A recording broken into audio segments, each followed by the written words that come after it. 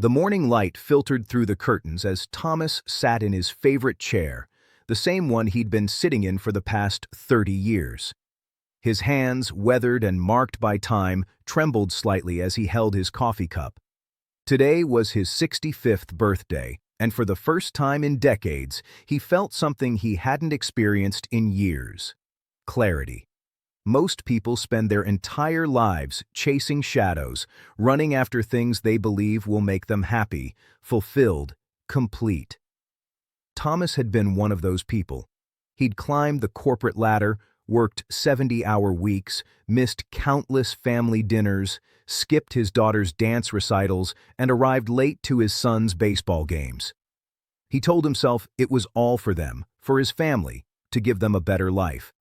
But sitting here now, with his children grown and living in different cities, he realized something profound. He'd been lying to himself all along. The realization didn't come all at once. It came in fragments, in quiet moments scattered across recent years.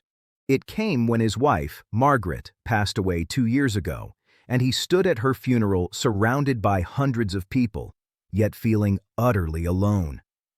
It came when he called his daughter on her birthday and heard the awkward pause before she said she was surprised he remembered. It came when he visited his son and realized he barely knew his own grandchildren. Thomas had everything society told him to want: a beautiful house in the suburbs, a respectable retirement fund, awards from his company displayed on the wall, a luxury car parked in the garage. Yet he felt emptier than he'd ever felt in his life.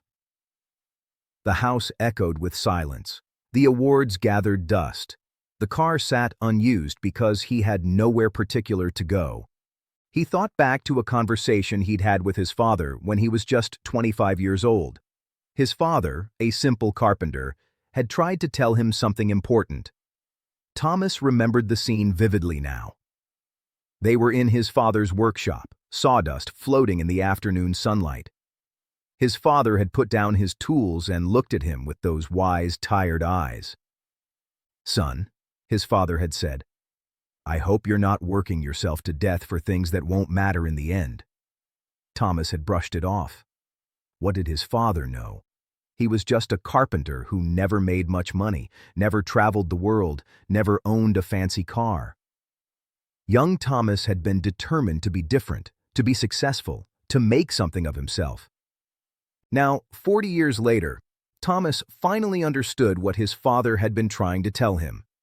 His father had died 10 years ago, surrounded by children, grandchildren, and friends whose lives he'd touched. The funeral had been packed with people sharing stories of his kindness, his wisdom, his presence. Thomas had given the eulogy, talking about his father's work ethic and dedication, but he'd missed the point entirely. His father's legacy wasn't the furniture he'd built or the houses he'd helped construct. It was the relationships he'd nurtured, the time he'd invested in people, the love he'd shared freely. Thomas set down his coffee cup and picked up an old photo album. Page after page of memories stared back at him. Family vacations where he'd been on his phone the entire time. Christmas mornings where he'd been stressed about work deadlines. His children's faces, looking at the camera with forced smiles while he stood slightly apart, always slightly apart. There was one photo that broke his heart every time he looked at it. His daughter, Emily, was maybe 7 years old, wearing a ballet costume for her first recital. She was looking up at someone off camera with pure joy and love in her eyes. But she wasn't looking at him. She was looking at her mother because Thomas hadn't made it to the recital. He'd been closing a deal that seemed so important at the time. He couldn't even remember what the deal was about now. The phone on the table buzzed. A text from Emily. "Happy birthday, Dad. Hope you're doing well." Polite, distant. The kind of message you send to an acquaintance, not a father. Thomas felt the weight of all those missed moments pressing down on his chest. He thought about his coworkers, the people he'd spent the majority of his waking hours with for 40 years. How many of them had reached out after his retirement 3 years ago? 2. Just 2. The rest had moved on, replaced him, forgotten him. The company he'd given everything to had sent a generic thank you card and a watch. A watch, as if he needed another reminder of all the time he'd wasted. Thomas stood up and walked to the window. His neighbor, Mr. Chen, was in his garden with his grandson, teaching the boy how to plant tomatoes. Mr. Chen was 72, had worked as a postal worker his whole life, lived in a modest house, drove an old car. But every weekend, his house was full of family. Every evening, he sat on his porch with his wife, holding hands and watching the sunset. Thomas had always thought Mr. Chen hadn't achieved much in life. Now he realized Mr. Chen had achieved everything that mattered. The things that truly matter in life aren't the things you can hold in your hands or put in a bank account. Thomas understood that now with painful clarity. What truly matters is the smile on your child's face when you show up for them. It's the feeling of your partner's hand in yours after a long day. It's the sound of your grandchildren's laughter filling your home. It's the deep conversations with friends who know you, really know you. It's the peace that comes from living according to your values instead of society's expectations. Thomas had chased success, but he'd never stopped to define what success meant to him personally.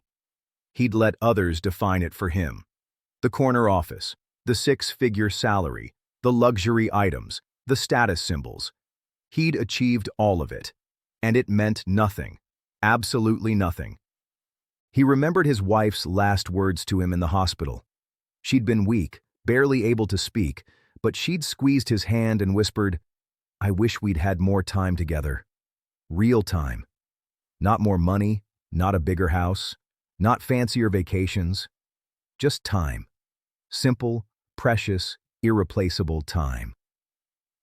At 65, Thomas finally understood that life isn't measured by accomplishments or acquisitions. It's measured by moments. The problem is, moments can't be saved up or banked for later. They're either lived or lost forever. And Thomas had lost so many. He thought about all the excuses he'd made over the years. I'll spend time with them when this project is over. I'll be more present after I get this promotion. Once I reach this income level, I'll slow down. The goalposts kept moving and life kept passing by. His children grew up.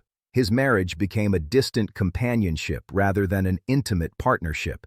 His health declined. And for what? For a retirement he was now spending in lonely isolation? The truth Thomas had discovered was both simple and profound. We're not on this earth to accumulate things or impress people or climb ladders. We're here to connect, to love, to experience the richness of human relationships, to find meaning in simple moments of presence and authenticity. He thought about the happiest moments of his life, the ones that still made him smile. They were never the promotions or the bonuses or the awards. They were the small things. Teaching his son to ride a bike, dancing with Margaret in the kitchen at midnight, laughing until his stomach hurt at something his daughter said, watching the sunrise on a camping trip. These moments had cost nothing and meant everything. At 65, Thomas understood that your children don't need a bigger house or fancier toys. They need you, your presence, your attention, your love freely given. Your partner doesn't need expensive gifts. They need your time, your conversation, your affection, your partnership in building a life together. Your friends don't need you to be successful or impressive.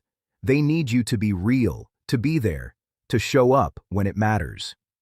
He understood that your job will replace you, but your family won't. Your bank account will be divided up when you're gone, but your impact on people's lives will echo through generations. The things you buy will end up in garage sales, but the love you give will be remembered forever. Thomas picked up his phone and called his daughter.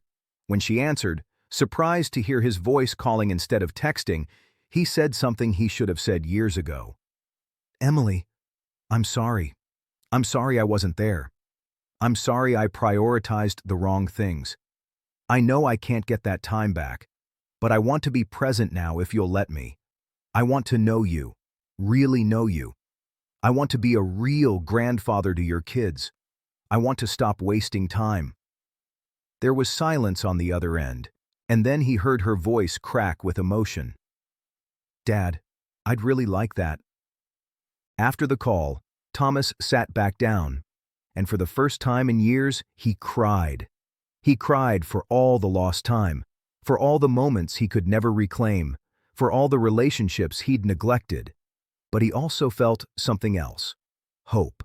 Hope that it wasn't too late to change. Hope that he could spend whatever years he had left living according to what truly mattered. At 65, Thomas understood what many people never learn: that life isn't about the destination or the achievements or the possessions.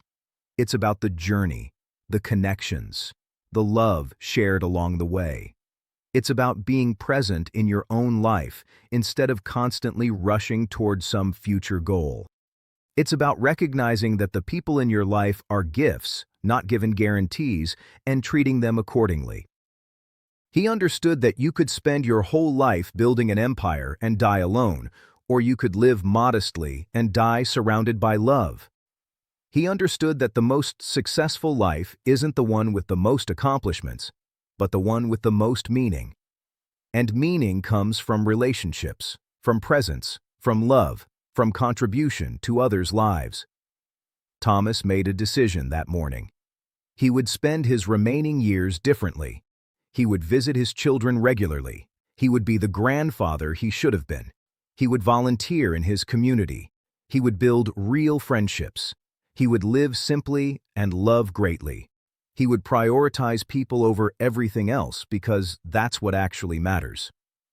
The morning light continued to stream through the windows as Thomas sat in his chair, but something had fundamentally shifted.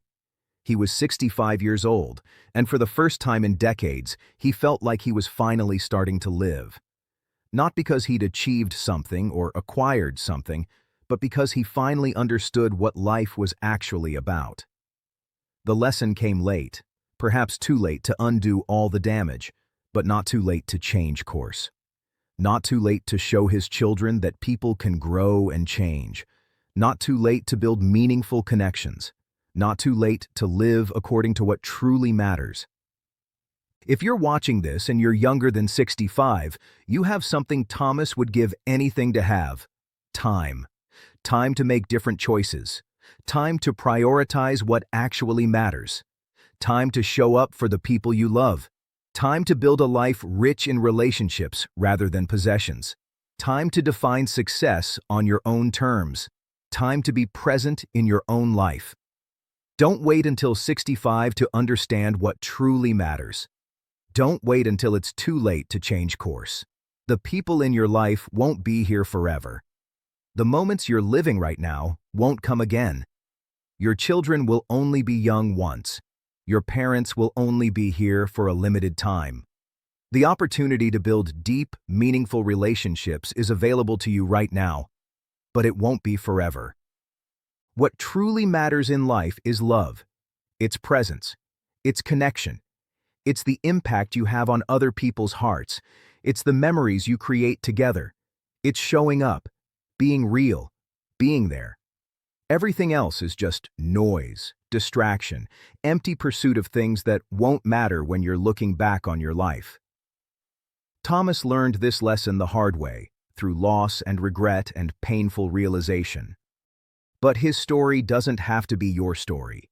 You can choose differently. You can choose what truly matters, starting today. If this story resonated with you, if it made you think about your own priorities and choices, please subscribe to my channel. Share this video with someone who needs to hear it. Let's build a community of people who understand what truly matters in life and are committed to living accordingly. Hit that subscribe button and let's continue this conversation about living lives of real meaning and purpose. Thank you for watching.